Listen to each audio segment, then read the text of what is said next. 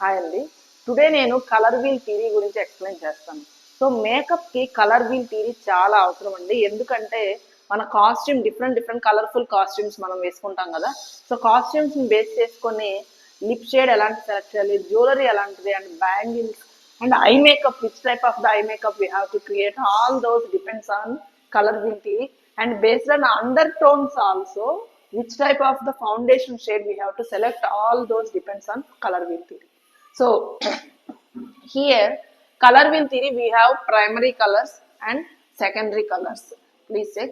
So primary colors are red color, blue color and yellow color.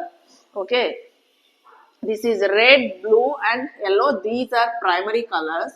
And violet, green, orange, these are secondary colors.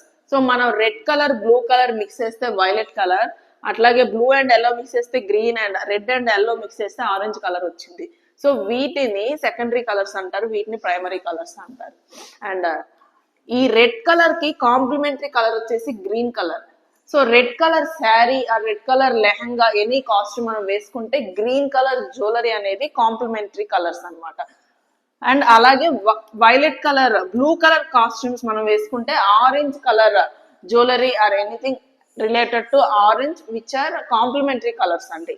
And yellow colour కి violet colour అనేది complementary colour.